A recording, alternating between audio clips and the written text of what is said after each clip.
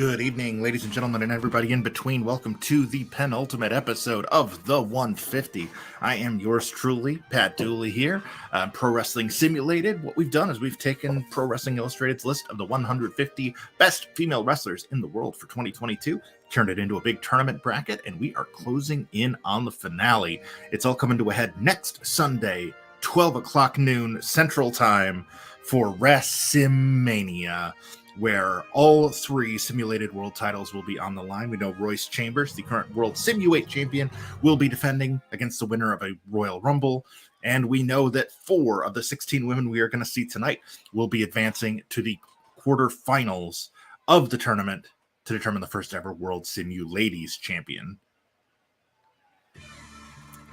We're opening things off here with one of only 2 women who won a qualifying match to make it to the final 32. The following contest is scheduled for one fall. Making her way to the ring from Columbus, Ohio, the Women's Champion, Becca. And I actually think she may have lost the MCW title since her last match. I'm not positive about that. Don't quote me on that. But here comes the leader of the Scrunchy Squad, the Powerbomb Princess, Becca, the number 124 seed in our tournament. She beat Mia Yim in the qualifying round, upset number 5 seed Jade Cargill in round 1. Beat Mia Yim in round 1 in the qualifying round, and then Jade Cargill in actual round 1. That was the 3rd biggest upset of the tournament. And then she upset Thekla in round 2. She's averaging 2.5 stars per match. And as I mentioned before, she's one of only 2 qualifiers to make it this far.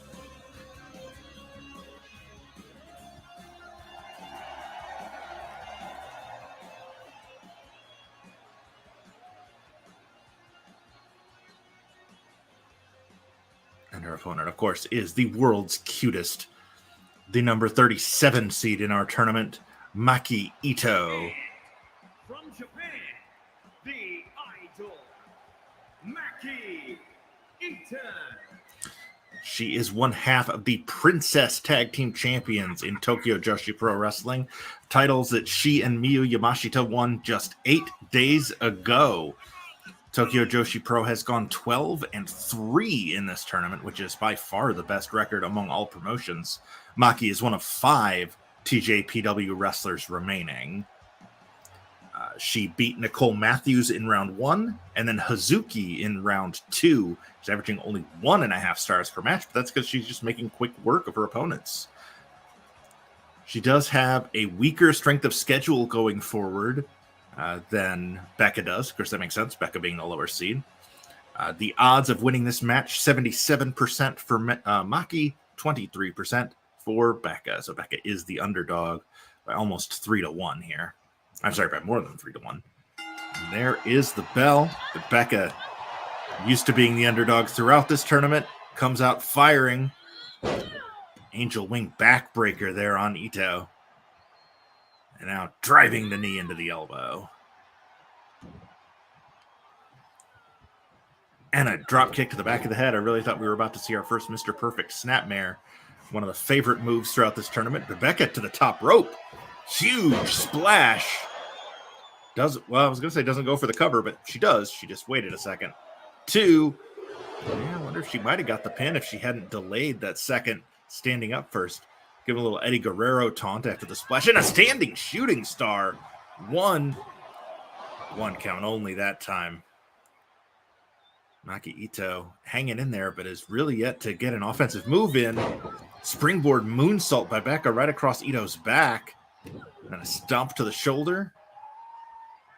And then again dropping her knee into the crook of the elbow of Maki Ito.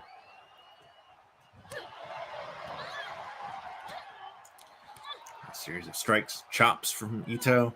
Sends Becca into the corner. Now what's she going? She's going for a tornado here? Indeed, tornado DDT by Maki Ito. Driving Becca down head first into the canvas. Rolling through, sort of a variation on the sharpshooter. Or a take on a clover leaf there. She's got her hand threaded through instead of her leg. Actually, kind of like Eddie Guerrero's old lasso from El Paso submission. Becca with standing switch sends Maki up and over the top and to the floor. She's quickly out after her, motioning for Maki to get to her feet. And again, going after that elbow.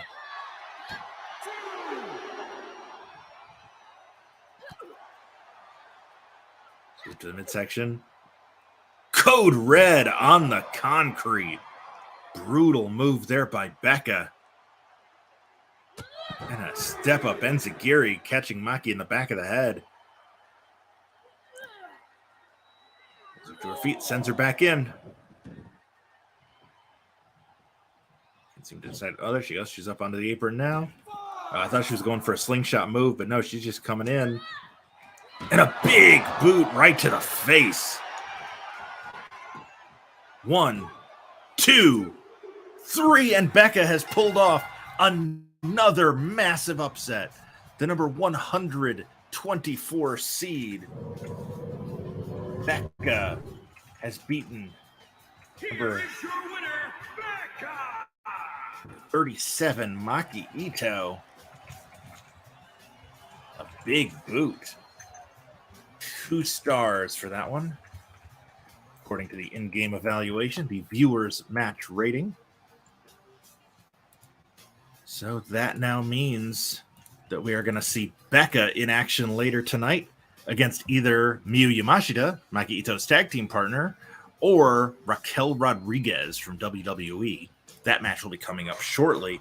But first, we are going to head over to the land of WWE the land of AEW. We have our WWE matches coming up later. This is AEW versus AEW as the current women's champion, Jamie Hayter, takes on Layla Gray.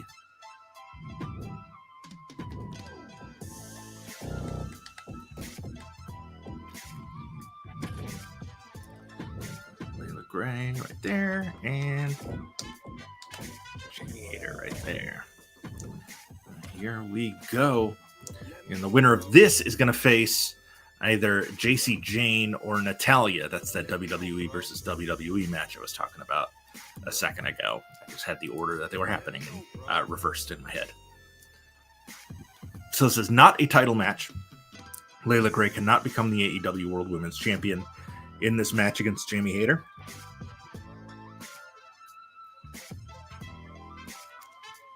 And we are loading slow. I really hope we don't have another situation on our hands like we did on the last stream where I wound up having to re-download somebody because the data had become corrupted. Oh, nope, we're good. So AEW has 5 women remaining in the tournament. Overall, they have only gone 13-16 throughout this tournament. Out first is the Vicious Vixen, New York City's own Layla Gray. One fall. Making her way to the ring from Miami, Florida, Lilith Gray. So Layla Gray she upset she's the number 96 seed. She upset Hyan in round 1 and then beat Piper Niven in round 2. She's averaging 2.5 stars per match. And of the 32 women that were remaining when this episode started, she has the 13th hardest schedule ahead of her if she were to... she's had the 13th hardest schedule to get here. Currently, the odds of her winning the tournament are at less than 1%, 0.77, and odds of winning this match are only 40%, but significantly better than Becca's were, and Becca just won. So number 96, Layla Gray, awaits the arrival of number 64,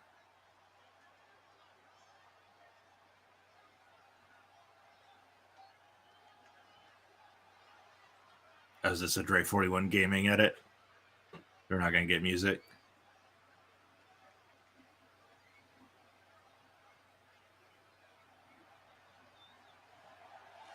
Yeah, and there she is walking out to abject silence and no video. Southampton, England zone, Jamie Hayter.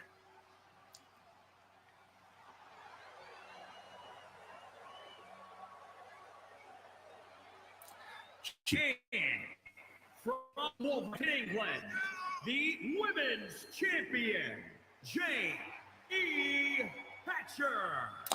Jamie Hayter beat Hikaru Shida back in round 1 and then pulled off the upset over the number 1 overall seed Shuri in round 2. So she's also averaging 2.5 stars. She's had the 7th hardest schedule in the tournament thus far. Of course, you know, when you face the number 1 seed, that's going to put you way up there. 60% chance of winning the match, 1.16% chance of winning the entire tournament. So Hayter the favorite here by about a 3-2 margin over Layla. But as we just saw, the odds were heavily stacked against Becca in our opener. Yet she's still standing. Better than I ever did. Maki Ito, the first to fall on tonight's episode. We will have 11 more join her. Of the 16 women participating tonight, 4 women will win 2 matches, which will put them in the quarterfinals, which means they will have punched their ticket to WreSIMania, where they will join Royce Chambers plus the 30 participants in the Royal Rumble that have already been announced. We do still have 4 more slots in the women's tournament, the 150. We will fill those spots on Thursday as the finale of the huge top rope leg drop by Layla. She's coming out of the gate swinging here against the AEW World Women's Champion. Pulling back in that camel clutch. Hard to tell. She might be fish hooking there, but I guess the referee doesn't care if she is. Or it's just hard to tell from this angle that that's what she's doing. Big headbutt by Hayter now. Hayter's going to hate. Now a variation on the camel clutch of her own.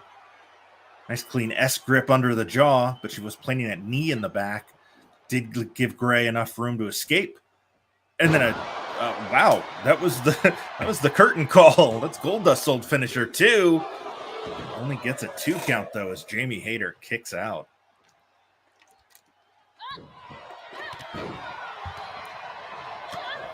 Hayter now firing up with shots to the midsection of Gray. Gray with a kick of her own. Sends Hayter into the corner. Of course, this Tuesday we are going to have 12 matches, actually the final 12 matches in the standalone part of the 100, which is our tag team tournament. The 4 winners of that show will all advance to WreSIMania as well to compete for the World Simuladies tag titles. 1, 2, 2 count only for Layla's Cobra Clutch backbreaker there. Jamie barely able to kick out on time. Rolls through. Is she going for an Alabama slam? No. Oh, God. Air raid crash into a neck breaker. Brutal move by Layla Gray. Now up to the top rope. Huge frog splash, but Hayter gets her knees up.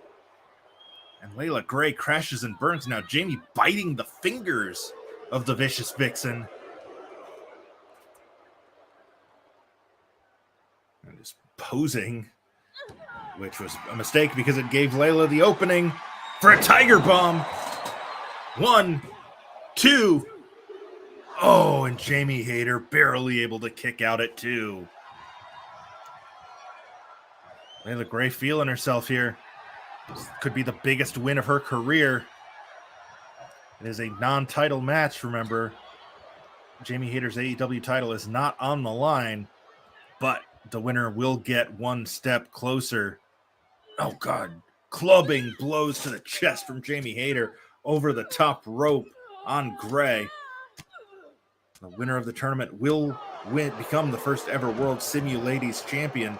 So even if Layla beats Jamie Hayter but doesn't win the title, the AEW title, she's, by winning, still in the running for the PWS title.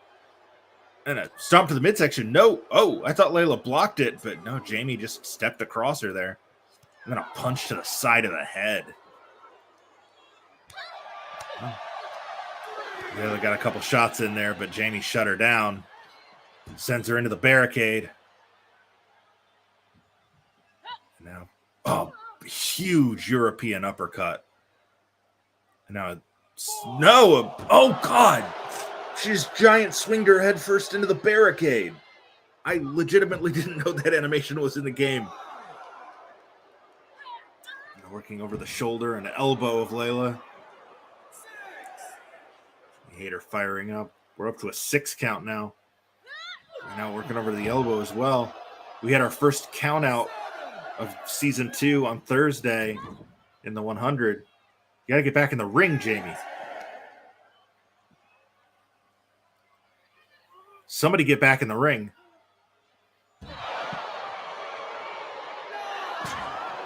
Get back in the ring.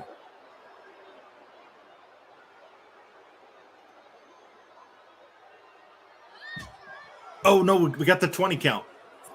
I completely forgot that we're using the 20 count. I was stressing out so hard there. Okay. All right. You know what? I made the rules. I should have remembered there was a 20 count. I was like, why is the game so dumb that it doesn't recognize that they're going to lose if they keep posing? But they weren't about to lose. First count up to 15. Now, see, Jamie probably could have hit one more big move and gotten Layla counted out, but instead she rolls in and breaks the count. Not the smartest idea, but pretty much since the match went to the floor, it's been all Jamie Hayter. And then the AEW World Women's Champion in firm control. Again, the winner of this is going on to face the winner between Jacy Jayne and Natalya. Huge European uppercut by Hayter right on Layla's jaw. Oh, good. Look, she slammed her into an invisible wall there. Love how the game, even if you only set one announce table, the physics all act like there are two. Huge knee to the face there by Jamie Hayter. Getting into it with the crowd there. Jamie Hayter, usually a fan favorite, but I think the crowd is starting to pity Layla here for the beatdown she's taking. Also, you know, just the natural inclination to be on the side of the underdog. To the midsection. Nope. Pushed away. Northern Lights suplex on the concrete, and Layla's back in control. And now sending the champion into the steps. Got the arm. Oh. Brutal move there by Layla. Possibly another suplex variation here. No, it's another curtain call.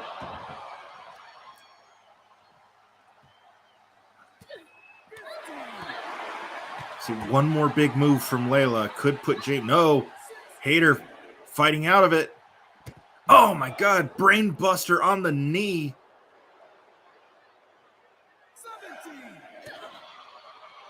That was dumb. Jamie Hayter should have.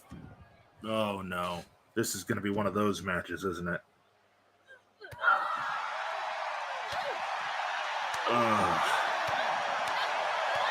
The ringside AI in this game is so bad.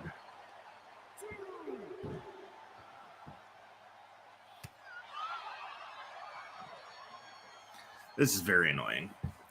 See, here I was enjoying a nice, you know, underdog versus champion story. It's a nice hard-hitting affair on the floor. Now we got to deal with the worst. Oh, thank you, Layla, returning the match to the ring. The worst instincts of the 2K franchise. Layla going for that Tiger Bomb again. It's the second time she's hit that. 1, 2. I am surprised Hayter didn't burn a finisher to kick out of that. But number 96, Layla Gray, is moving on to round 2. Here is your winner, Layla Gray. So again, Layla Gray, not the new AEW World Women's Champion. The Jamie Hayter's title was not on the line there. 4-star match there. But Layla Gray is moving on in the 150. She will face the winner between Jacy Jayne and Natalya. That match still to come tonight. Actually, both of those matches still to come tonight.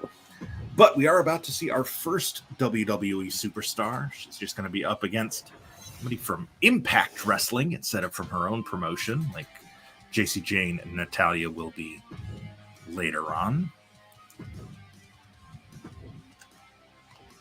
Again, I will do my usual lament that there's not a way to lock an arena to a custom match type, but you know what? It is what it is.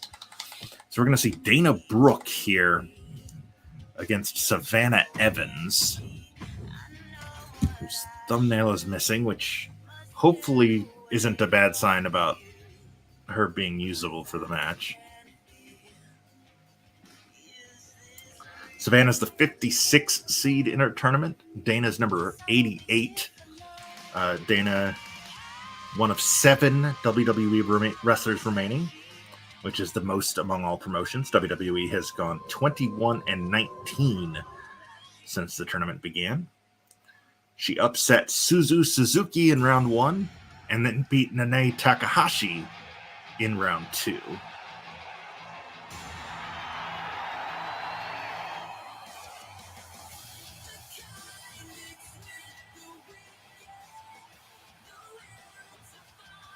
And then I never know when the ring announcer is going to start talking, so I always pause at weird points during entrances because I feel like there's no consistency. It's scheduled for one fall. Making her way to the ring from Cleveland, Ohio, Dana Brooke. She's a 5'3", 125 pounds. Dana Brooke, one of the strongest pound-for-pound women in the tournament.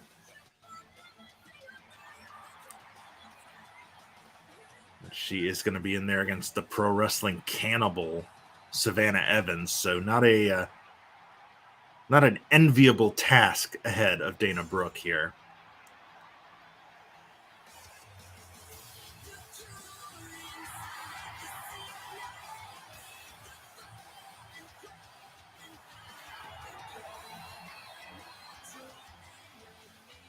I like Dana's hair in this.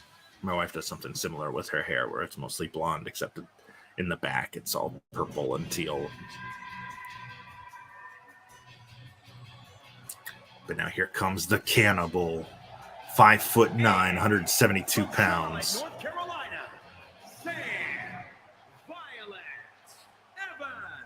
Savannah Evans beat Laura DiMatteo in round 1 and then pulled off the upset over Starlight Kid in round 2. She has had the 8th hardest strength of schedule thus far, but she is the favorite to win this, 61.1% to Dana's 38.9%. But we are 2 for 2 on the upsets tonight. So Savannah Evans needs to not be complacent, or else she could join Maki Ito and Jamie Hayter on the sidelines watching Dana Brooke move on. The winner of this match will be facing the winner between Charlotte Flair and Miranda Alizé, which is coming up later on. Dana sends Savannah into the corner. Forearm across the chest. Dana Brooke off to a hot start here. She's got the early control. Stomping on Evans in the corner. Rolling her over. And now just raining fists down into her face. And just a stomp to the face. And another. Hooks the leg. 1, 2. Wow. Dana looking for a very quick win there.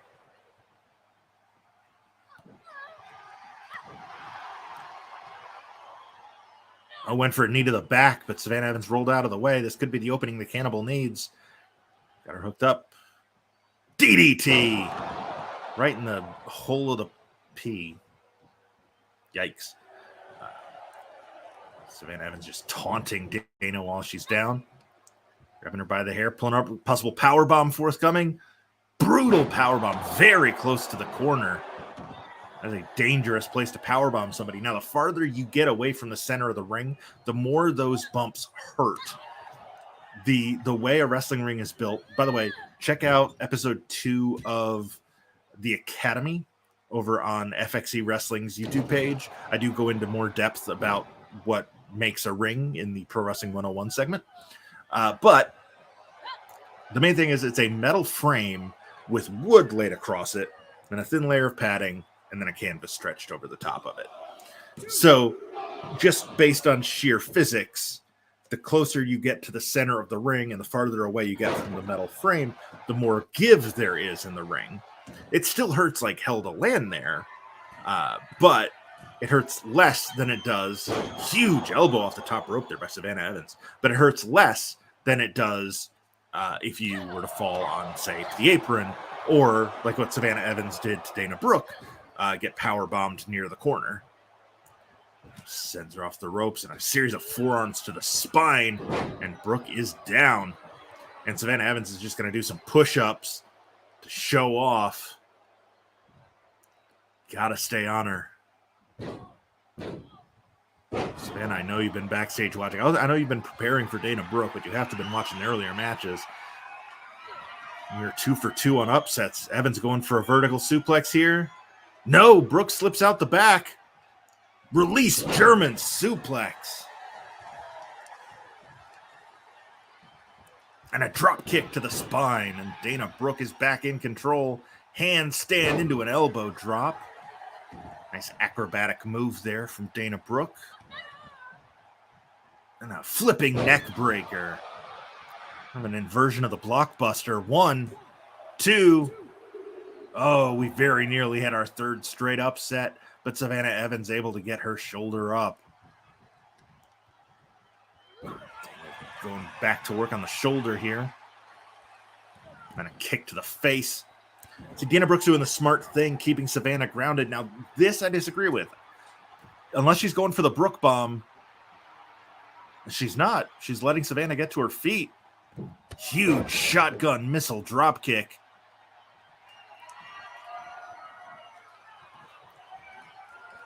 Now arm wringer. No! Turned into a short arm clothesline by Savannah Evans, reversing whatever it was Brooke was going for. Now she's got her set up for a pump handle suplex. Nicely done by Savannah Evans. Hooks the leg. 1, 2. Oh, and Dana Brooke kicks out. Good back and forth encounter here between Savannah Evans from Impact Wrestling and Dana Brooke from WWE. Only one can advance to the round of 16. Now Savannah going for, oh my God. Go to sleep out of a suplex position. 1, 2, 3, and that does it. Savannah Evans breaks the streak of upsets and is moving on.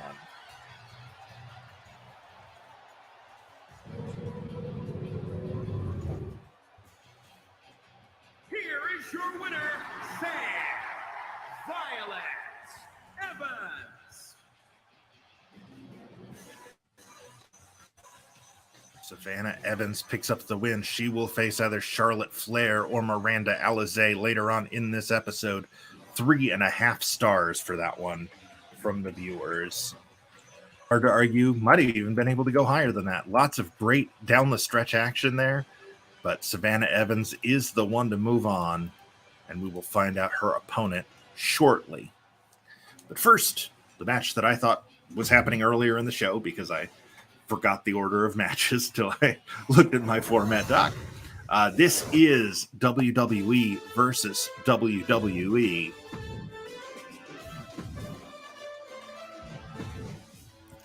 As one of the best to ever do it. One of the most enduring faces of the women's division, Natalya, the number 81 seed, takes on number 49, Jacy Jayne. The winner will face Layla Gray later on tonight. And the winner of that match is going to WreSIMania.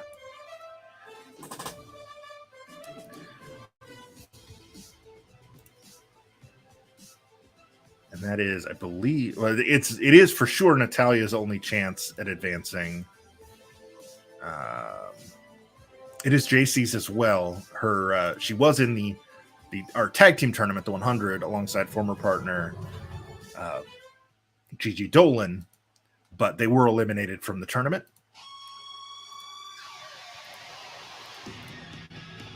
So if she wants to get to WreSIMania, she's going to have to win this match against a legend. Is scheduled for one fall, making her way to the ring from Calgary, Alberta, Canada, Natalya.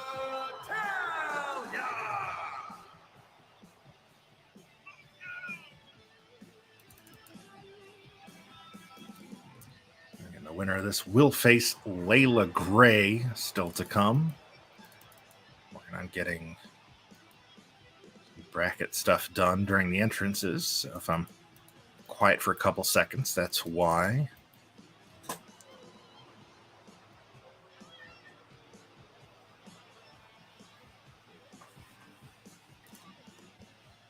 There we go. Jacy Jayne, the number 49 seed, and that's Natalia, number 81.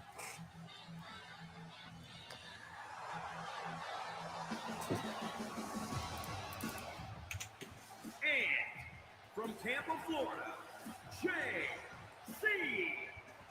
Jayne. Jacy Jayne. These two women are representatives of WWE, which has gone 21-20 now that Dana Brooke has lost. They're two of the 6 WWE wrestlers remaining.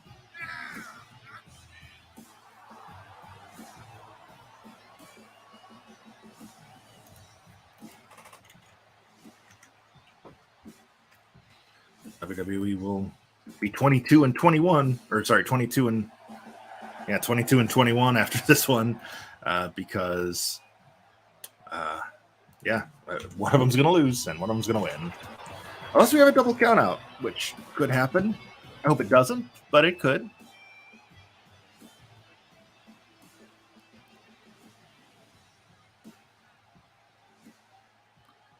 Here we go. Natalia beat Jacy's former tag team partner Gigi Dolan in round 1 and then upset Liv Morgan in round 2. Jacy Jayne beat Kylin King in round 1 and then Kanji in round 2. Natalia is tied for having had the hardest road to the round of 32, whereas Jacy Jayne is tied for 23rd. Jacy, the favorite here, 62.3% to 37.7%, but so far, 3 matches in, 2 upsets, and Natalia just doing squats with Jacy Jayne in a vertical suplex position before finally dropping her down. Natalia up top now.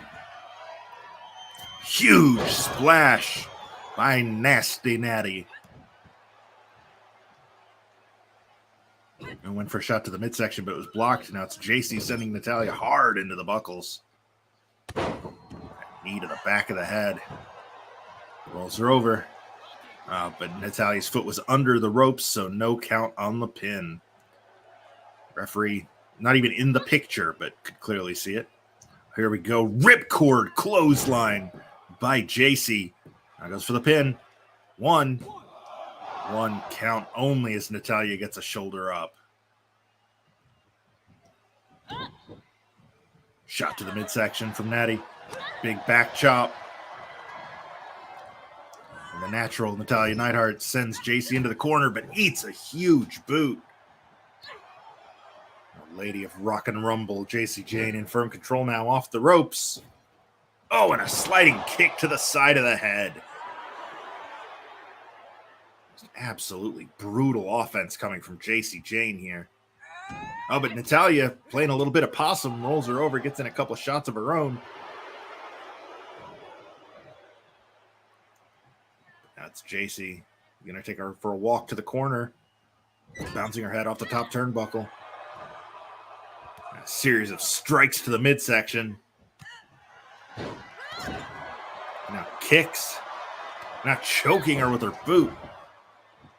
Jacy's got those long legs. She's got a ton of leverage for those corner kicks.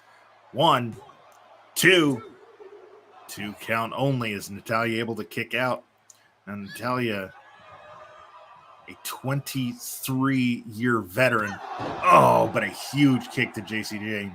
Experience won't do you any good if you're getting your head kicked in. Now Jacy, what's she going for here? She went for a big boot, but Natty dodged it. Go behind, belly to back suplex. Takes her down. She's going for the sharpshooter. Shades of her uncles, Bret and Owen Hart. And here Jacy's just in agony over the hold. Referee checking on her. She's so close to being able to reach the ropes. Natty must have realized that, releases the hold and instead rolls her up, hooks the leg. 1, 2, 3, and that does it. Natalya with our third upset of the night in 4 matches. Again, there's that veteran instinct from Natalya refusing to stay down.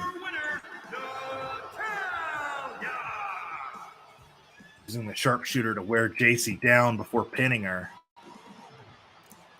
And now we know Natalya will be moving on to face Layla Gray coming up later tonight. 2.5 stars for that one. Layla, of course, beat Jamie Hayter earlier in the evening.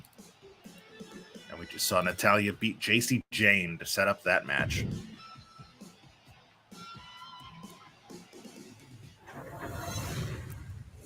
We know Savannah Evans is going to face the winner of this next match, but we don't know who that winner is yet.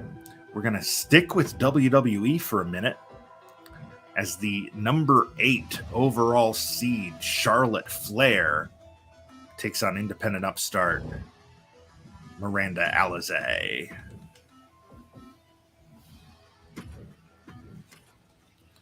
Charlotte, a heavy favorite here. She's the number 8 seed.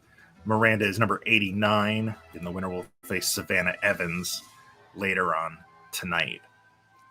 Now, she's one of the ones with Natalya that's tied for the hardest strength of schedule to this point, having to pull off 2 huge upsets over Willow Nightingale and Toni Storm to get to this point.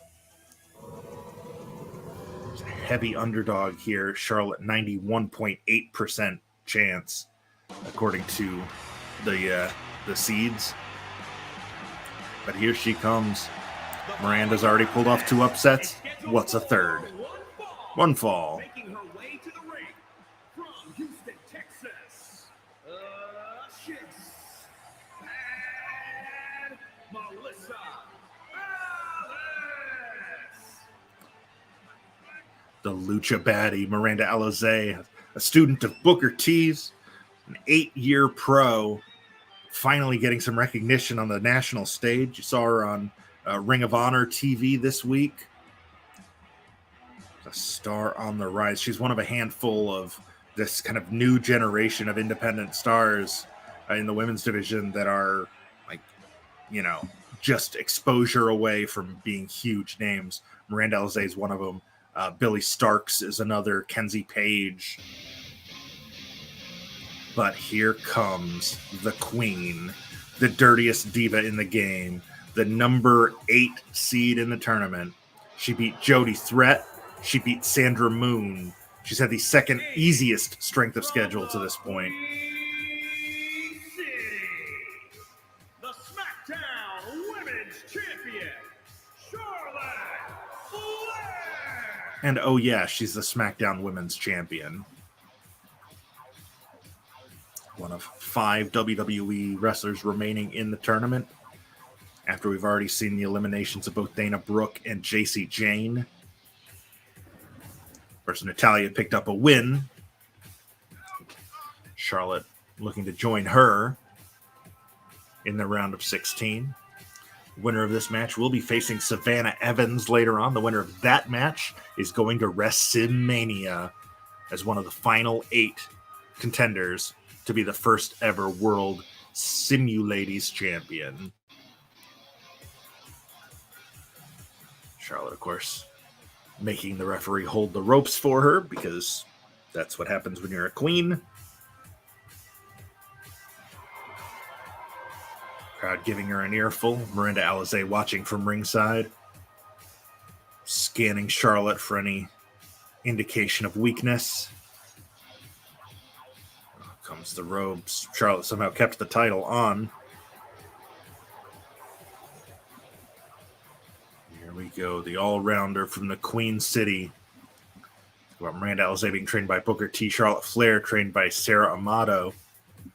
Sarah Amato, one of those women who,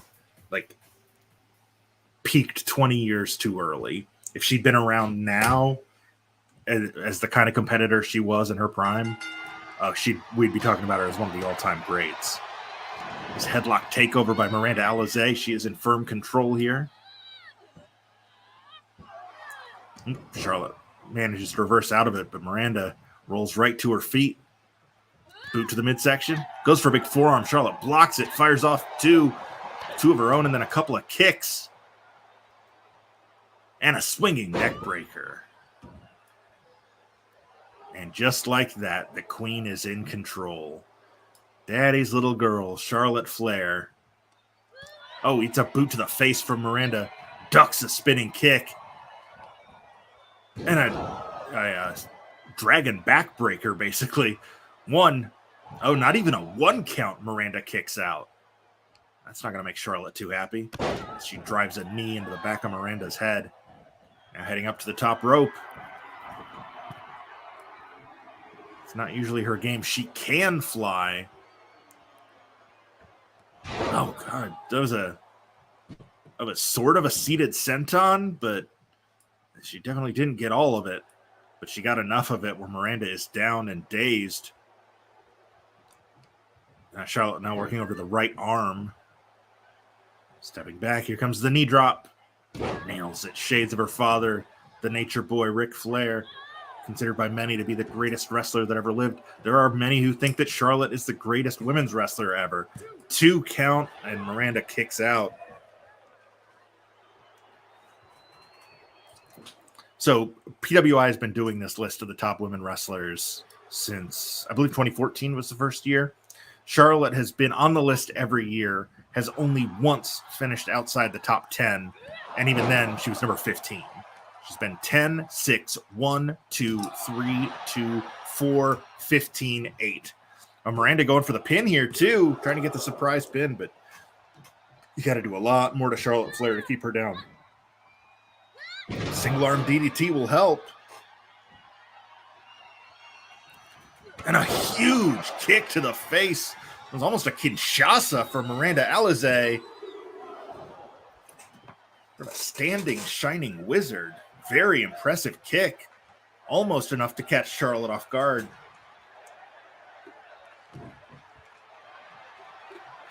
And a women's wrestling chant here.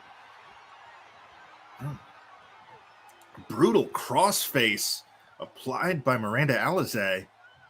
Wrenching back on Charlotte's neck and shoulder.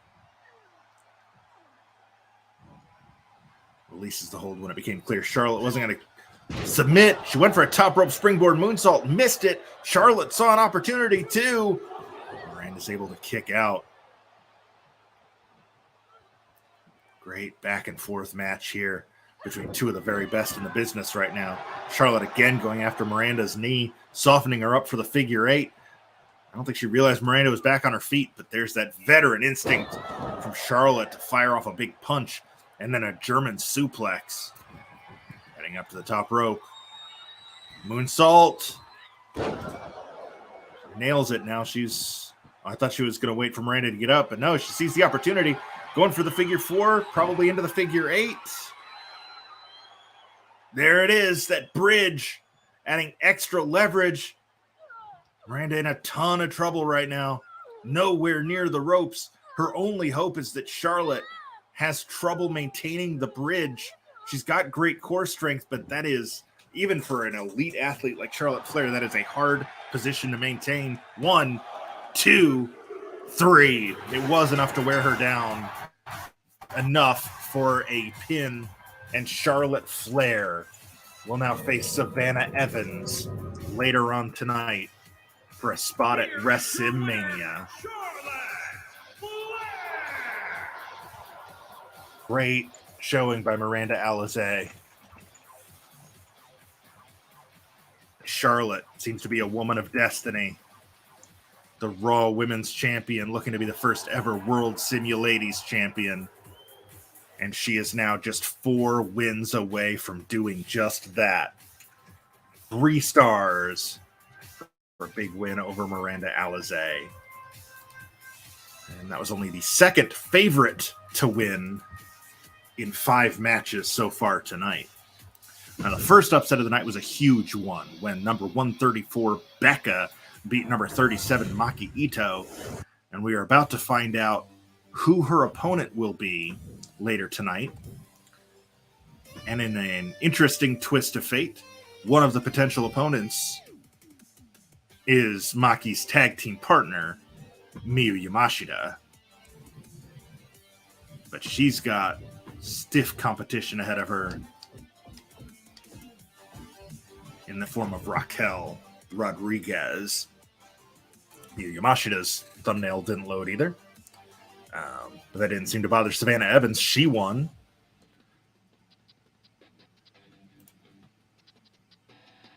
Let's see. Miranda Alizé is out. Charlotte Flair against Savannah Evans.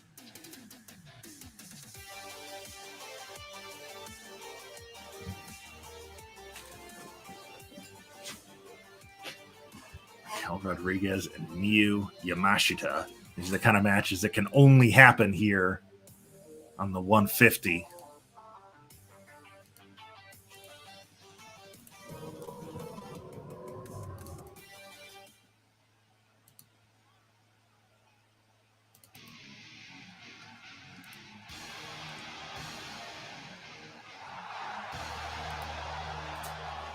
The following contest is scheduled for one fall. Making her way to the ring from Texas, Rachel Rodriguez.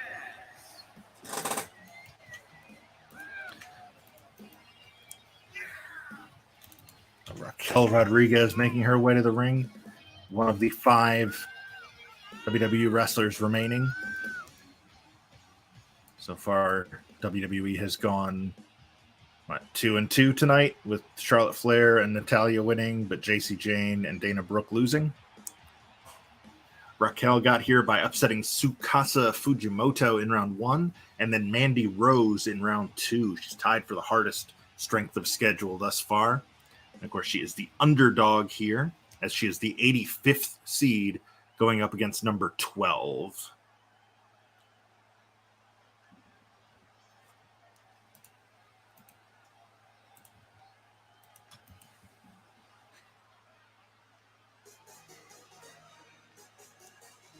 And from Japan, the Pro Wrestling Champion, Yamashita,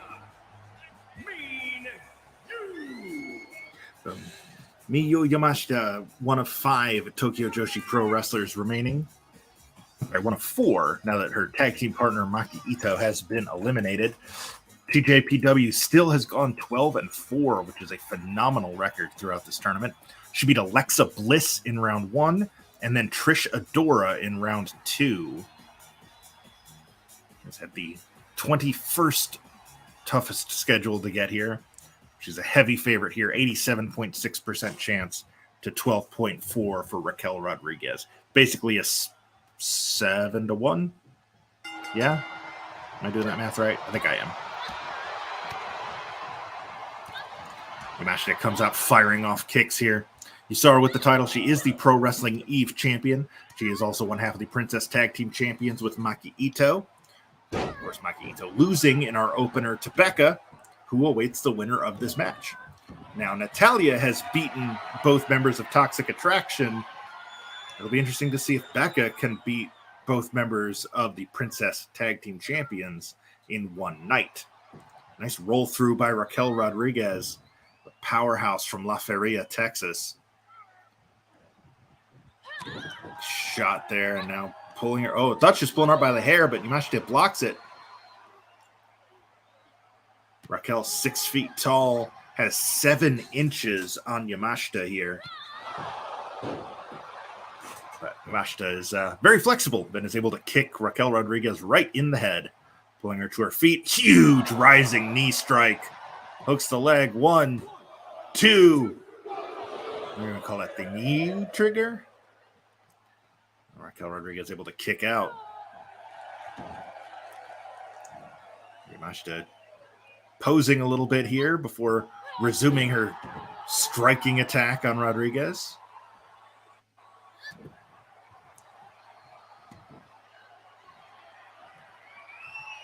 What's she going for? Crash Rabbit Heat. That huge running knee strike. But she doesn't finish her off with it. I don't know what she was going for, but Raquel punched her in the gut to get out of it. A big clubbing blow. She should have taken the win while she had it. Big flying clothesline, though. Rodriguez is down.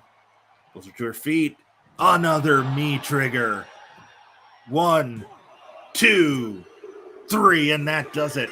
The number 12 seed, Miyu Yamashita, will move on to face the woman who eliminated her tag team partner back in our opener, Becca. Here is your winner, Yamashita. Mean you.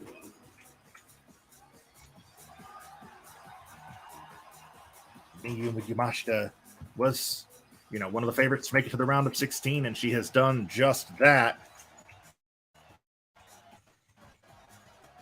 Going to being a high seed is theoretically your road to the title is easier.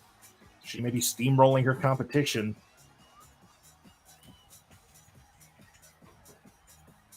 That's just what you're supposed to do. You can only beat the people in front of you. Can't get blamed for who the bracket puts on against you. You have a good year, you get a good seed. You don't have to face the other top seeds until late in the tournament.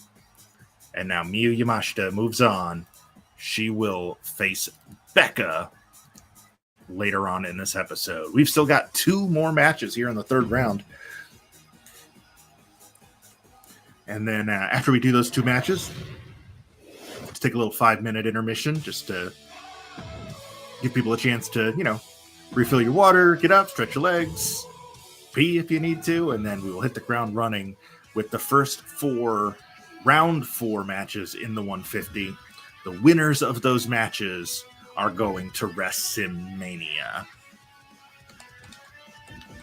So both of these matches, star-studded affairs.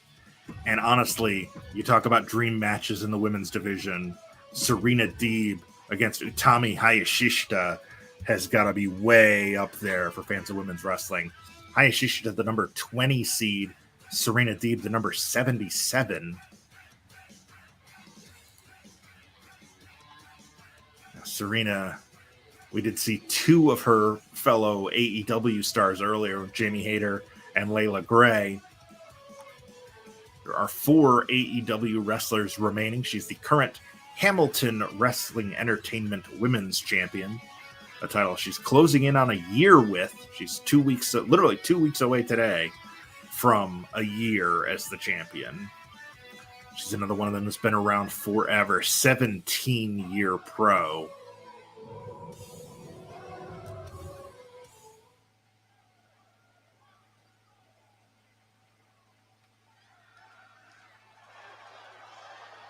There's another Dre 41. Yep. Oh, no. Just no entrance. Scheduled for one fall. Making her way to the ring from Virginia, Serena Deeb. And Serena Deeb upset Billy Starks in round 1 and then beat Taryn from Accounting in round 2 to get here. The woman of 1,000 holds, the professor, the anti-diva. Serena Deeb, one of the best technicians in women's wrestling history. Set to go one-on-one with one of the biggest stars in Japanese women's wrestling, which is really kind of the mecca of women's wrestling. She's getting ready to take on Big Daddy's 3rd daughter, Utami Hayashishita.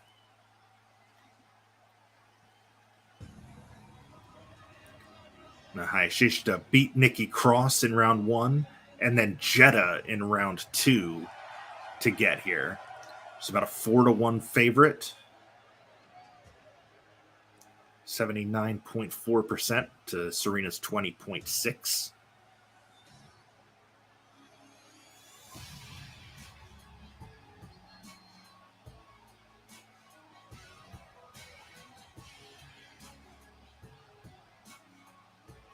Big elaborate entrance here for Hayashishita. And from Kyoto, Japan,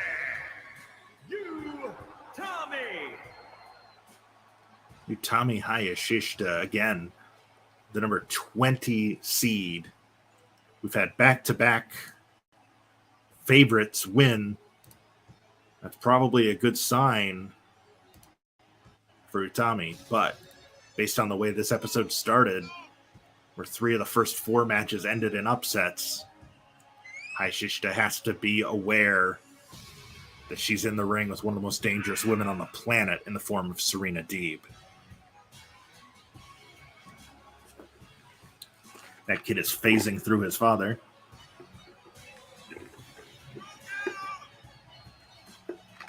Physics are different in Leipzig.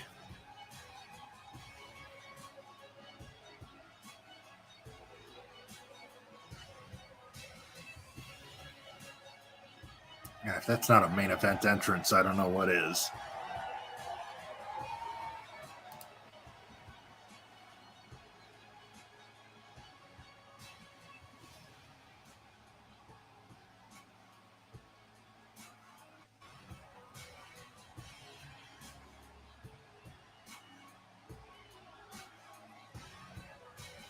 Hayashishita was, even though she's the number 20 seed, when the brackets were announced, she was definitely one of the ones that was considered a favorite to make it to WreSIMania. She was number 2 on the 2021 list. She's another one like Charlotte that her lowest ranking ever was 20th. Other than that, she's always been in the top 20 every year since her first appearance. She's only been a pro for 4 years. And in each of her 4 years, she has finished in the top 20 of PWI's list. Just a star in women's wrestling. Now up to the top rope very quickly, signaling for Serena to get to her feet. Huge flying shoulder block off the top rope. I thought she was going back up top, but no, she's just playing to the crowd. Stardom has struggled in this tournament. They started the tournament with 20 wrestlers. They've got 2 left. They've gone 11 and 18, which is the worst record among all promotions that still have a wrestler remaining. Serena just stomping on the midsection, just standing on Utami's guts. They're going to keep her down.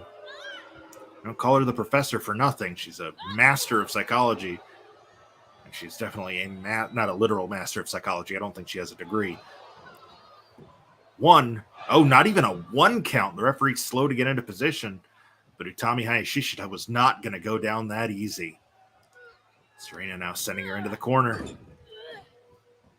Just putting her up on the top turnbuckle. Very unorthodox move here from Serena Deeb. And then a running knee to the midsection. Down goes Hayashishita. And Deeb goes right back to the midsection. Just standing there. It's almost like she came in with a game plan. Imagine that. Deeb sends her up and over and to the floor. And Lord, I hope we don't have another AI crap fest here where they just keep getting in and out of the ring rather than having a wrestling match. Deeb channeling her inner Iron Sheik as she taunts before going into the camel clutch, wrenching back on. Oh, Hayashishita's getting to her feet and drops her back first onto the concrete. Brutal reversal by Hayashishita, but hey, if that's what it takes to get out of the move. Now sending Deeb into the ring steps. Back into the ring where it's relatively safe. Serena follows her in, only to get caught in a side suplex. Now Hayashishita going back to the top rope. Not sure what she's going for here. She again wants Deeb to her feet. Went for double axe handle, but Deeb staggered out of the way of it. But she didn't dodge that dropping side suplex. She's got her up. Air raid crash coming. Oh my God, just driving her head first into the canvas. 1, 2, 3. Oh, wow, I really thought that was going to be it. Serena Deeb kicks out. Clearly, Utami Hayashishita thought that was going to be it as well. She's waiting for Serena to get to her feet. What's she got planned? She's got her up in the Argentine backbreaker. Torture rack bomb. 1, 2, 3, and that does it. Utami Hayashishita moves on to the round of 16. Here is your winner, Utami.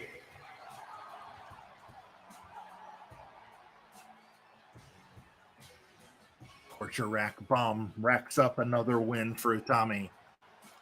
As she now prepares, she will face the winner of our next match. It's another 2.5-star affair there. So far, the Jamie Hayter Layla Gray match is with 4 stars has been the best match of the night and one of the best of the tournament. So Utami Hayashishita will face the winner of our next match. And after this next match, we're going to take a little 5-minute intermission. Just a little leg stretch break since we've been at this about an hour. And then we will come back for our 4 fourth-round matches on this show.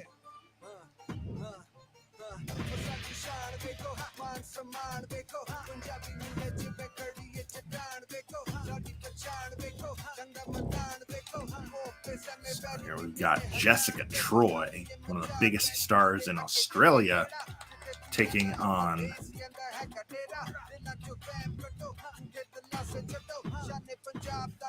the diminutive kaiju, Shoko Nakajima. Again, winner will face Hayashishita later on tonight.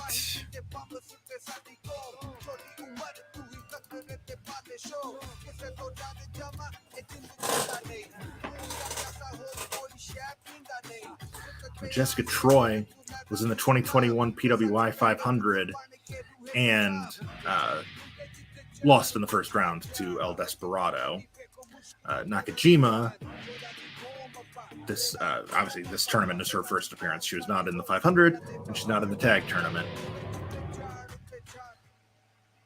Jessica Troy got here by upsetting Asuka in round 1 and then pulling off a huge upset over Becky Lynch in round 2. She's tied for the hardest strength of schedule coming into tonight. And she's scheduled for one fall. Making her way to the ring from Sydney, Australia, Jessica Troy.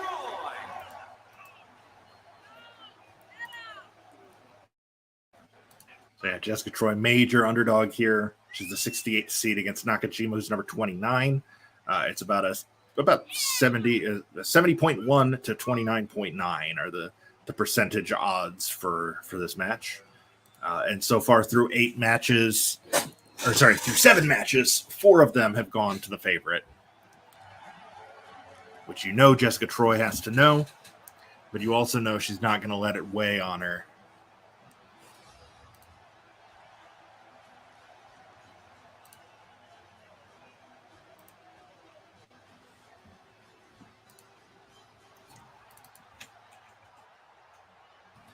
Seen a lot of Tokyo Joshi Pro tonight in the form of Maki Ito and Miyu Yamashita. We're about to see another of the 4 TJPW wrestlers remaining. The other, Hikari Noah, we will see on Thursday. So Shoko Nakajima beat Kiera Hogan in round 1 and then Mei Saruga in round 2. This was her first time ever appearing on a PWI list. The 9-year pro from Niigata, Japan is 4'10". So she's giving up 9 inches in height to Jessica Troy. And we know Troy likes to brawl. Shoko's going to try to do, something. She's going to try and rely more on her technical style, her speed advantage. Here we go. There's the bell. And Troy imposing her will early, taking advantage of her size advantage. Shot to the midsection. And now just raking Shoko Nakajima's face across the top rope. And Nakajima's first big exposure to American wrestling audiences was she was on several of the early AEW shows.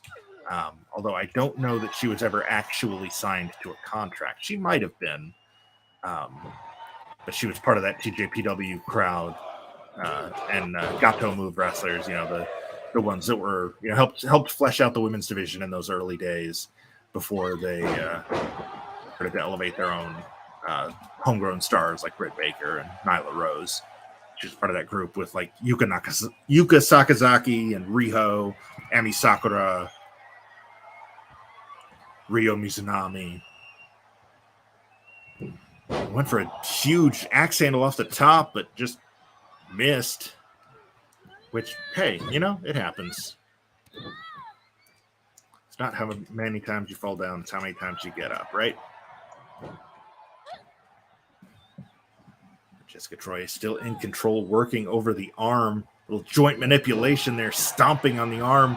1, 2. And Shoko able to kick out. Jessica Troy furious with the referee over that, but the ref's right. That was only 2. If you want me to count to 3, you need to do something to keep her down a second longer. One for neck breaker. And again, Troy just using her size advantage to just decimate Shoko Nakajima here. Series of chops. And a springboard crossbody, nicely done by Shoko Nakajima. The 1.47 meter big kaiju. One count only. They're just heading up to the top rope. Huge senton right across the stomach of Jessica Troy. Shades of Dick Togo there. And a Northern Lights suplex. That's one of her trademarks. 1, 2, 3, and that is enough for the win. Shoko Nakajima took a lot of abuse there from Jessica Troy. Here is your winner, Shoko Nakajima. Shoko Nakajima will face Utami Hayashishita coming up. Another 2.5-star encounter. That's 4 of the first 8 matches tonight have all been 2.5 stars. So let me double check that what I just said is accurate. Yes, it will be Utami Hayashishita and Shoko Nakajima in our main event tonight, which means once we come back from break, we're about to take a little 5-minute break. When we come back, it will be Natalia, the number 81 seed, against number 96, Layla Gray. Number 12, Miyu Yamashita, will face number 124, Becca. Number 8, Charlotte Flair, will take on number 56, Savannah Evans. And we now know after this result, number 20, Utami Hayashishita, will face number 29, Shoko Nakajima. Those are all round of 16 matches, the winners of which all move on to WreSIMania, where we will have the quarterfinals, semifinals, and finals of the 150. But again, first we're going to take a little 5-minute intermission. When we come back, we've got those 4 huge matches with major WreSIMania implications. Don't go anywhere. We'll be back in 5.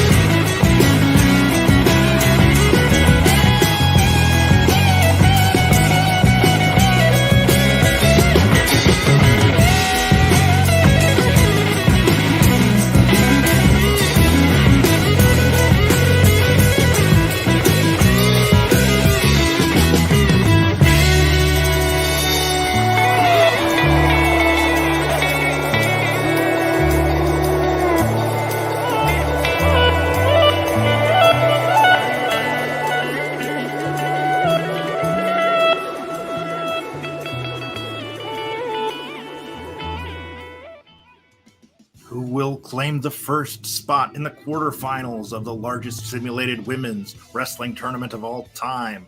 Will it be the number 81 seed, Natalya, or will it be number 96, Layla Gray? Layla Gray earlier tonight pulling off the upset over Jamie Hayter, while Natalya put away Jacy Jayne, meaning she's now beat both members of Toxic Attraction in this tournament.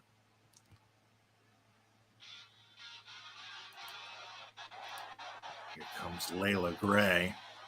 Again, to this point, she has beaten Hyan, Piper Niven, and Jamie Hayter to get to this point. Making her way to the ring from Miami, Florida, Lilith Gray. The vicious vixen, Layla Gray.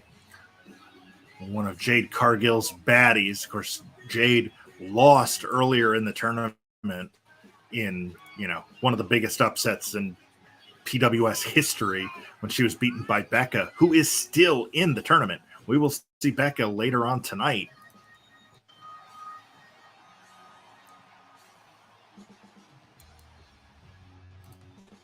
There's Layla Gray representing AEW. AEW has struggled mightily throughout this tournament. They are 14-18 and have only 3 wrestlers left.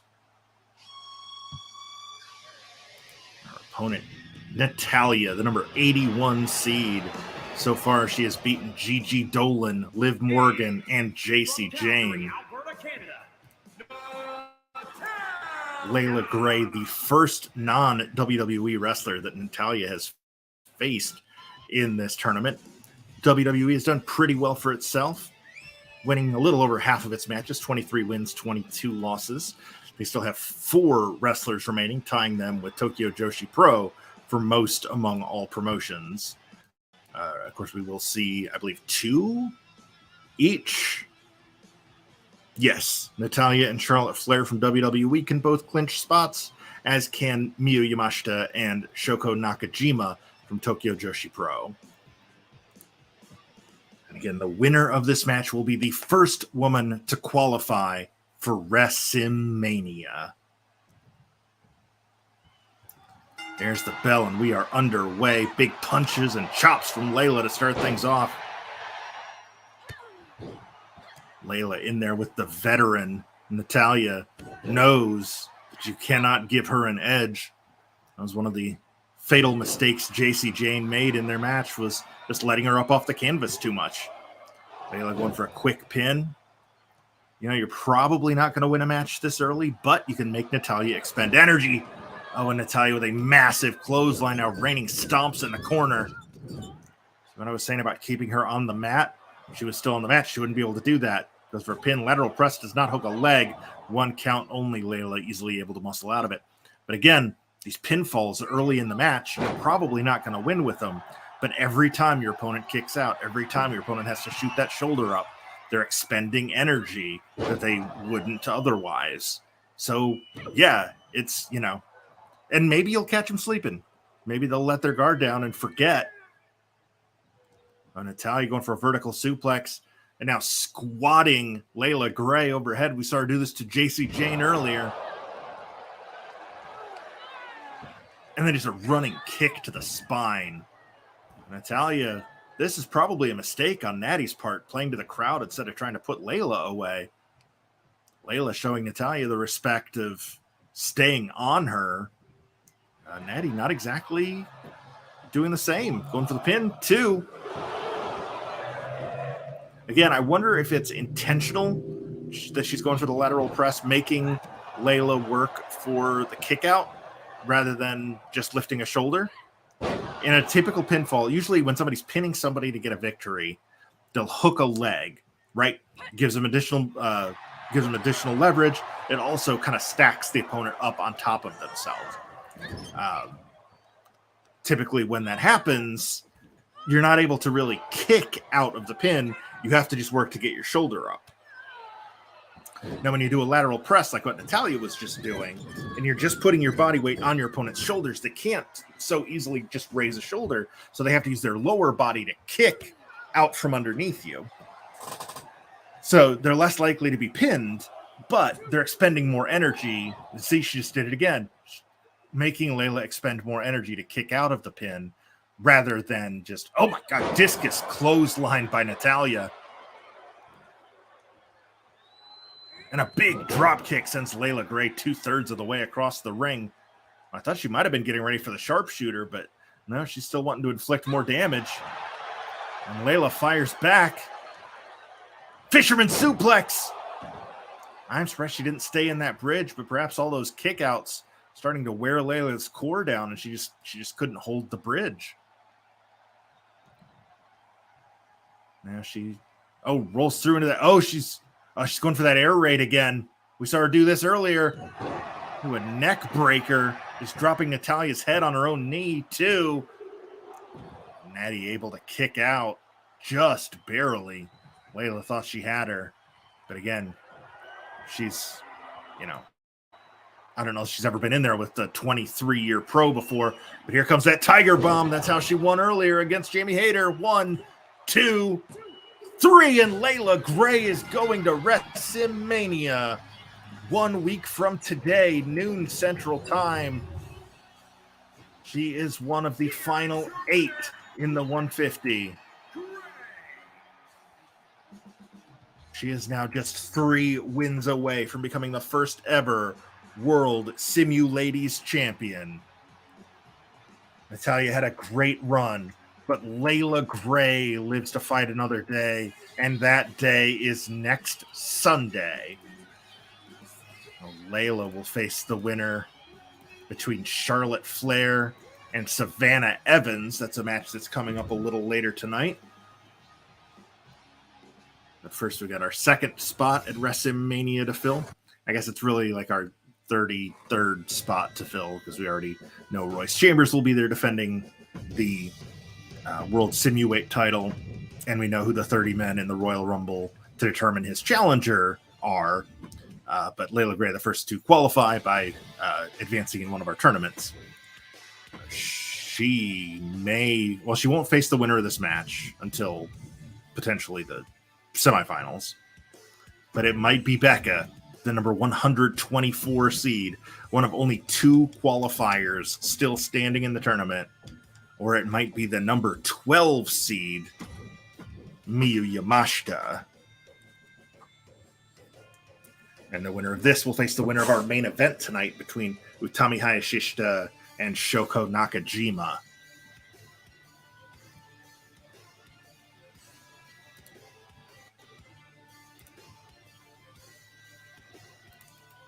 We're down to 23 women in the tournament. We have 3 more that will lose tonight and be eliminated, leaving us with the 4 who've qualified for WreSIMania, plus the 16 that will be in action on Thursday night. We'll talk about that card a little bit later on. Here we go with the woman who has been the story of the tournament. One of the really 2 big stories of the tournament. Becca and Davienne both just pulling off upset over upset over upset.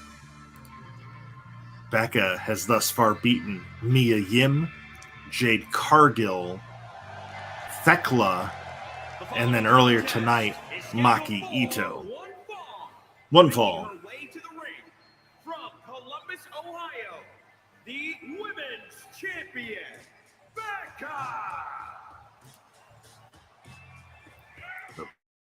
Becca preparing for a huge showdown here.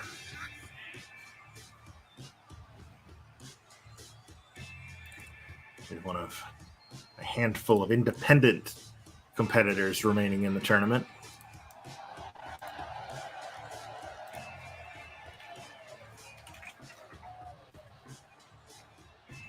Independents have gone 35 and 33 in the tournament thus far. There are, I believe, 5 of them left. Yes.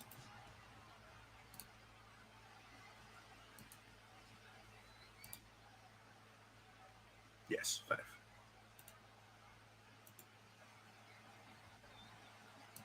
Here we go. And from Japan, the Pro Wrestling Champion, Yamashita, Mean Miyu Yamashita from Tokyo Joshi Pro. TJPW has gone 14-4 in this tournament, the best record of any promotion in the tournament. They also have 4 women remaining, which is the most. Now that Natalia's been eliminated, 4 is the most of any promotion. 4 Tokyo Joshi Pro women remain. We will see 2 of them. We'll see 1 of them later on tonight in the form of Shoko Nakajima. And we will see Hikari Noa and Miyu Watanabe on our next episode on Thursday. Big knee by Yamashita, looking for the very quick victory. That is the move that she used to beat Raquel Rodriguez earlier tonight. Of course, she also holds victories over Alexa Bliss and Trish Adora. So Miyu Yamashita has not exactly had a cakewalk to get here. Becca going for the cover. One count only. Yamashita not going to stay down that long. Then just a couple of kicks from Becca takes her down. Now heading up to the top rope. What's she going for here? Possibly a moonsault? She did go for the moonsault, but Yamashita moved. Becca crashes and burns, but Yamashita is still slow to her feet, and Becca able to capitalize. Scoop. I thought she was going to slam her down, but she's just going to take her to the corner for snake eyes. Stomp to the midsection. That variation on the camel clutch we saw her use earlier. Was digging her knee into Yamashita's back. Yamashita able to get out of it. That's the drawback to doing that move from the side instead of from the back, like we saw Serena Deeb earlier against Utami Hayashishita. When you're at the side, it's a little easier for your opponent to slide out of it. Yamashita with that series of strikes, spinning back fist, kick, and then a running knee to the face. Now, a lot of Yamashita's offense is geared toward the face of the upper body of the opponent, primarily their head and face, because she wants to set up for that crash rabbit heat running knee strike. She hit it on Raquel Rodriguez, but then tried to capitalize, and Raquel fought back briefly before Yamashita hit a V-trigger to win it. So, that probably didn't sit great with Yamashita, and she's going to want to put Becca away with the crash rabbit heat.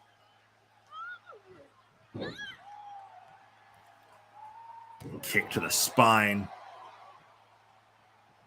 Educated feet is an old cliche in wrestling, but springboard roll through eagle, and down goes Yamashita. Becca goes for the pin. One count only. Becca's shocked. Probably shouldn't be. Yamashita is very stiff competition here. Huge forearm by Yamashita, and then throwing Becca off the top rope, basically halfway across the ring. She's setting up for it. Well, she went for the crash rabbit heat, but Becca sidestepped it. Boot to the midsection. Code red. Now slingshots to the apron, up to the top rope.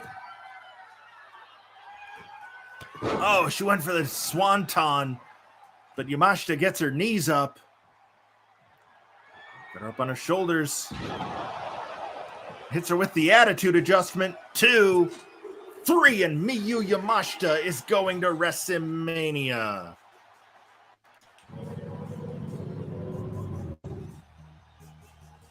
Here is your winner, Yamashita. Mean you. Becca's Cinderella story comes to an end at the hands of Miyu Yamashita. So far, the 2 women who have qualified for the quarterfinals, the final 8, are the number 12 seed Yamashita and the number 96 Layla Gray. So very unpredictable, as all of our shows are here at Pro Wrestling Simulated. When you leave things up to the computer, anything can happen. But now we know that the winner of our main event will go to WreSIMania to challenge Miyu Yamashita in a quarterfinal match of the tournament. The winner of the tournament is the first ever World Simuladies Champion. The Tokyo Joshi Pro continues their winning ways. We'll see if Impact Wrestling can do the same, putting on a surprisingly strong performance. But Savannah Evans running into one of the odds-on favorites here in the form of Charlotte Flair. It's number 8 Flair against number 56 Evans. Winner faces Layla Gray in 1 week at WreSIMania. Little bummed that the thumbnail for Evans didn't load, but you know, it is what it is. So with Becca out, that means that Davienne is the last qualifier remaining in the tournament. But here comes the cannibal, Savannah Evans. She beat Laura DiMatteo. She beat Starlight Kid. And earlier tonight, she beat Dana Brooke. From Charlotte, North Carolina, Violet Evans. Savannah, one of 3 Impact wrestlers remaining. We'll see the other 2 on Thursday, Jordan Grace and Deanna Perazzo. Savannah by far the lowest seed of the Impact women remaining, but she's been picking up big wins this whole tournament. What are 4 more for the cannibal?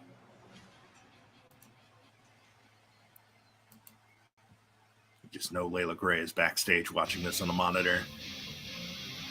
Here comes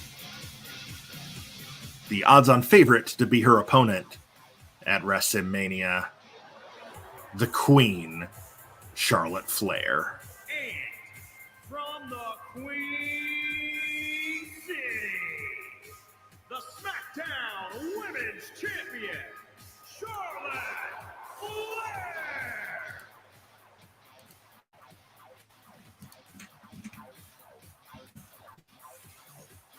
Flair, again, the number 8 seed in our tournament, is the 3rd highest seed remaining behind only number 3 Thunder Rosa and the aforementioned number 6 Jordan Grace.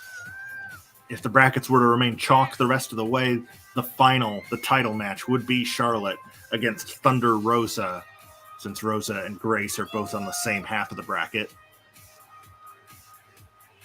Actually, yeah, they would meet in the quarterfinals. Again, the referee knows the drill. He's already done this once tonight. Who will face Layla Gray at WreSIMania? Again, that show is going to start at noon Central Time.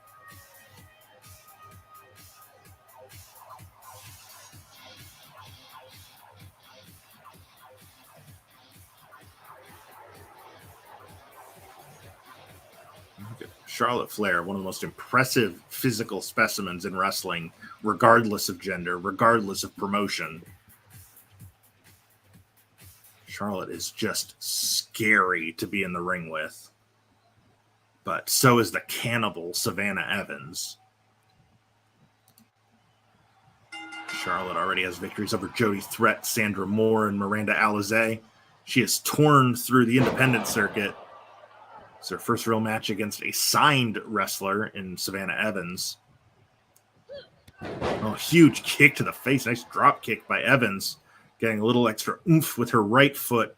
Looked like it caught Flair right on the jaw. Flair backflips out of whatever slam attempt that was Evans was going for. Backslide driver by Flair. Now quickly to the top rope. Oh, again, that thing moved to Alizé. I'm still not sure what it's supposed to be, but it's basically functioning as a seated senton. And a stomping on the arm of Evans. He's trying to break every bone in the arm. 2 count on the pin. Oh, man, they're just raising a knee to her face. Woo! Woo! Woo! Flair not relenting here against Savannah Evans. Evans was up in a firewoman's carry, but she fires off some shots. But Charlotte just comes right back. Can anybody stop Charlotte Flair? Well, she's doing a little dance. Apparently the ropes are stopping her at the moment. To the middle turnbuckle goes Flair, signaling that she wants Evans on her feet. Evans obliges for some reason and gets kicked in the face. And then a missile drop kick off the middle turnbuckle. Stomp to the midsection. Flair just mercilessly pounding Savannah Evans here in our semi-main event. A spot at WreSIMania is on the line.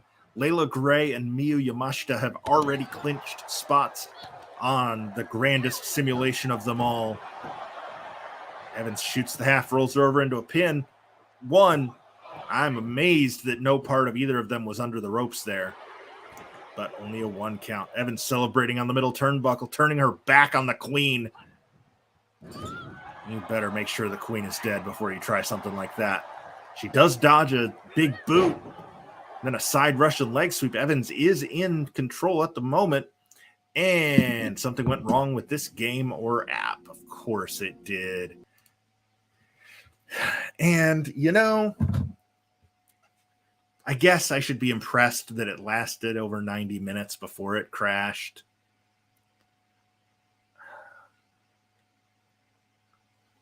I thought about switching everything over to Fire Pro, but you can't do rumbles in Fire Pro. So I'm going to keep everything the same thing. Oh, hey, actually, while I'm doing this, let me talk a little bit about something that you guys will see on Tuesday in the finale of the 100, where we get the final 4 teams in our tag team tournament, the 4 teams that are going to challenge for the World Simulate tag titles. I mentioned a few times that we've been doing some shows on Fire Pro, some shows on 2K, because 2K does not allow intergender matches. You can't do men versus women. You can do mixed tags, but you can't do intergender, where men fight women and women fight men.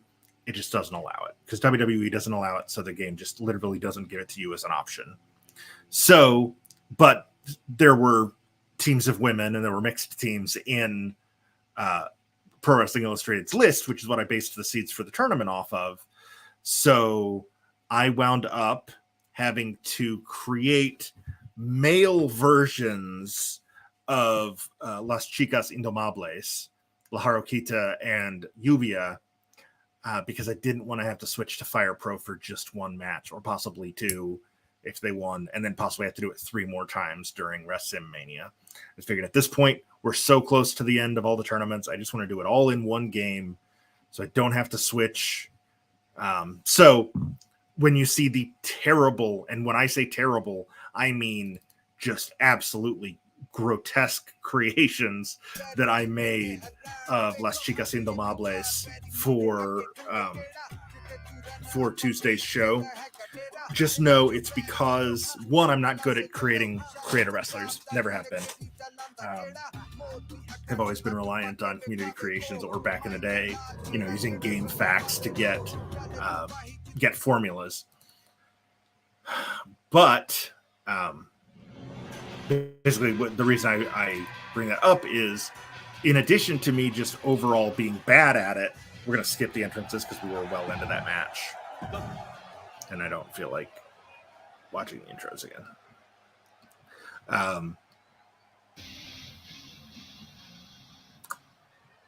Okay, so here we go. Getting ready for the match to restart. Let's say there was a power outage in the building and they had to start it over again. Taping it again. Oh yeah, so I was talking about the creations. Not only can you not have men fight women, you also can't have men built like women. So there's no way to adjust the chest size of a male wrestler so that they have a more feminine torso. It also means you can't really put them in female clothing. So I did the best I could with what I had, with what I was able to use for male wrestlers. But yeah, I may just have to do a Fire Pro match somewhere down the line where the actual female Las Chicas Indomables challenge the World Simulate Tag Champions if they don't win the titles themselves. Charlotte in control here early on in the restarted semi-main event of our show. We did have a crash last time we tried this. Hopefully we can make it to the end this time. Charlotte bowing to the crowd there.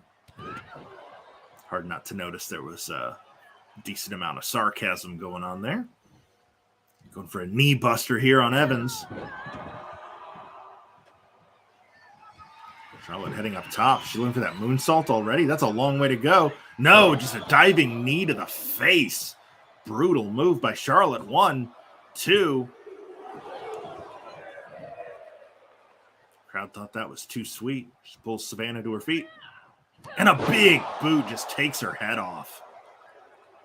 And a neck wrench.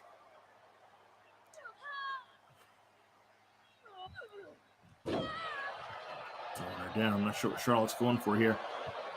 I thought she might have been about to set up for either the figure 4 or the figure 8. Oh, now Savannah just biting her face. Referee looking right at it. Doesn't seem to care. Side Russian leg sweep by Savannah Evans. Staying on the queen now. This was a mistake she made in the first round. Now she's continuing to bite. I mean, they call her the cannibal, but I mean, come on, man. And then just stepping across the chest of Charlotte Flair. Savannah now trying to put the champ away, getting her up. Oh, GTS, that's the same move that she used earlier when she beat Dana Brooke. 2, 3, and Savannah Evans, after the restart to match, pulls off the massive upset, and Charlotte Flair is out in the 4th round. Savannah Evans is going to WreSIMania. Savannah Evans will face Layla Gray at WreSIMania in the quarterfinals of the World Simuladies Championship tournament, the 150. Savannah Evans is moving on. She's going to Mania. No time for sign pointing here, though. We've still got a huge main event to go. The winner's going to be facing Miyu Yamashita at WreSIMania. Battle of 2 of Japan's biggest stars. As Tokyo Joshi Pro's Shoko Nakajima takes on World Wonder Ring Stardom's Utami Hayashishita. It's the number 20 seed Hayashishita, number 29 Nakajima. Winner faces number 12 Yamashita at WreSIMania. 3 tickets have already been punched for WreSIMania tonight. Layla Gray, Miyu Yamashita, and Savannah Evans have all advanced. One of these 2 women will join them on the Simulation of the Immortals, who will face Miyu Yamashita. But yeah, Charlotte Flair going down in the 4th round. Only 3 of the top 10 seeds remain. We will see all of them on Thursday. The following contest is scheduled for one fall. Making her way to the ring from Tokyo, Japan, Shoko Nakajima. Shoko Nakajima making her way to the ring. Already holding victories over Kiera Hogan, Mei Saruga, and Jessica Troy. Tokyo Joshi Pro, her home promotion, has gone 15-4 in this tournament. Remarkable 1-loss record. They also have 4 wrestlers remaining, which is the most of any promotion left, as WWE has lost both of their matches in the round of 16 tonight, meaning they're down to just 2 women remaining in the tournament, Meiko Satomura and Shayna Baszler, both of whom will be in action this Thursday night.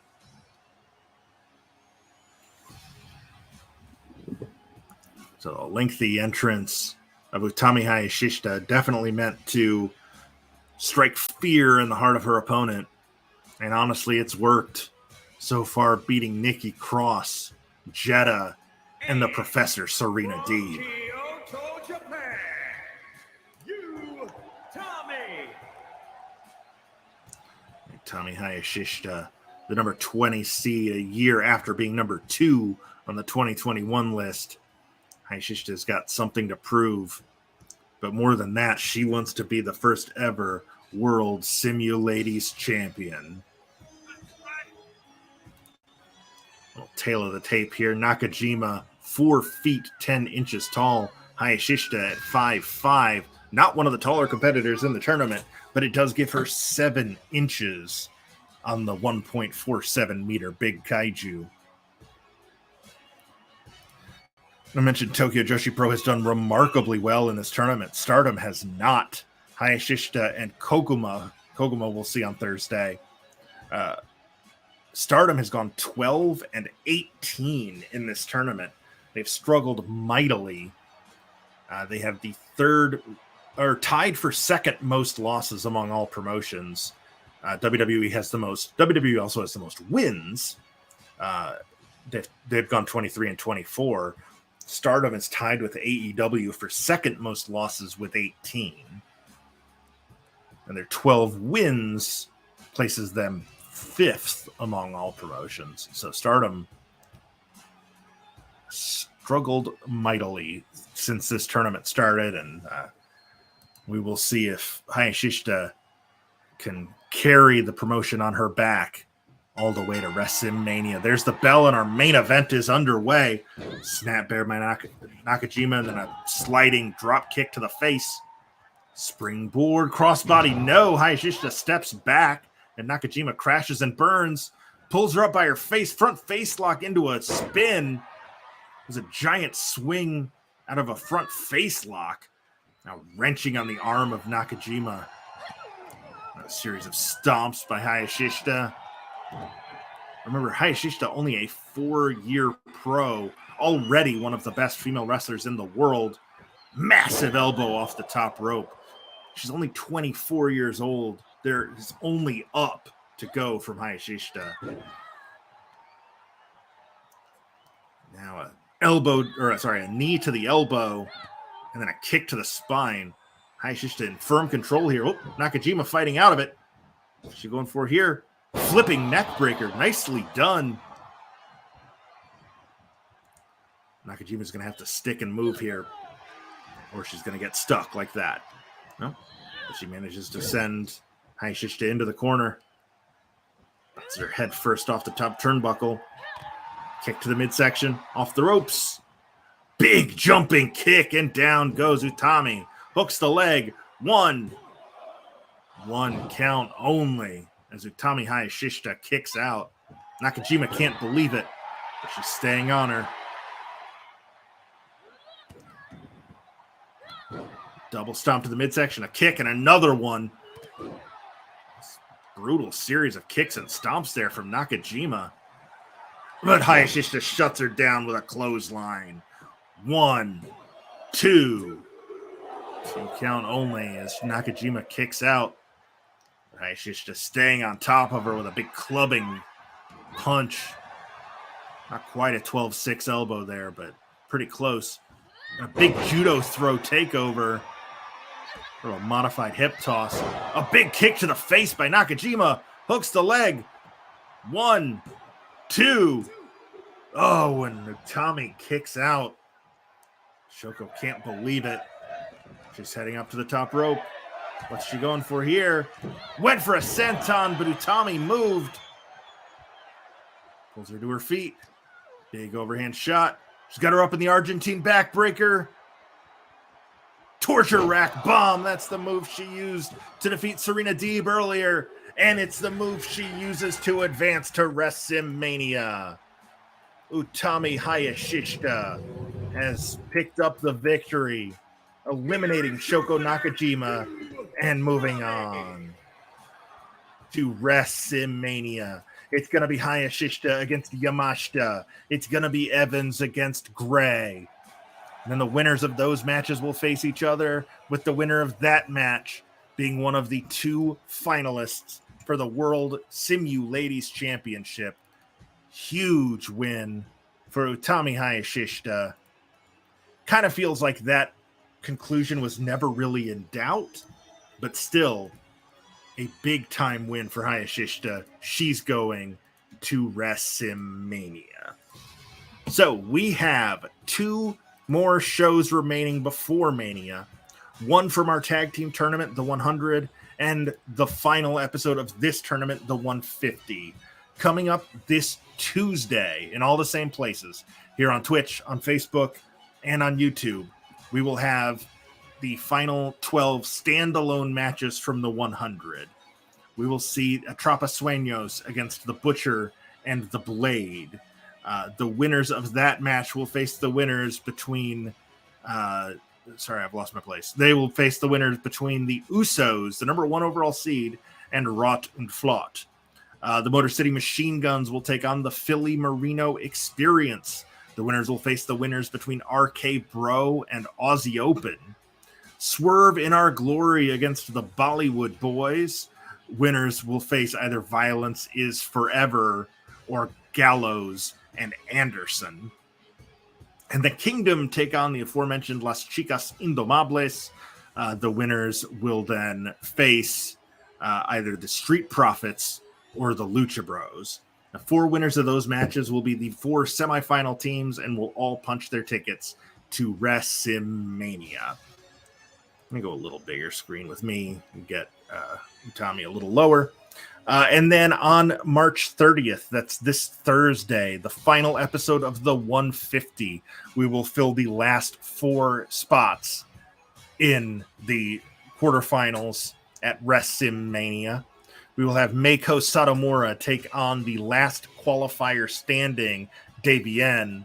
The winner of that will face either Jordan Grace or Koguma. We will see Hikari Noah take on Marty Bell.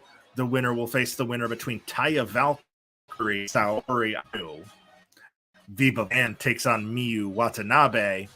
The winner of that match will face the winner between Arisa Nakajima and Tootie Lin. And the highest seed remaining, number 3, Thunder Rosa, takes on Shayna Baszler. The winner will face either Masha Slamovich or the independent legend Lufisto. And again, the 4 winners of those matches will then move on to WreSIMania, where they will join the woman to my left, Utami Hayashishita, Miyu Yamashita, Savannah Evans, and Layla Gray as the final 8 women standing in the 150 and the final 8 contenders for the World Simuladies title. So congrats to all of tonight's winners. Better luck next time to all of tonight's losers. And thank you all for joining me. I'll see you Tuesday night for the finale of the 100. Until then, I've been yours truly, Pat Dooley. Go watch some wrestling.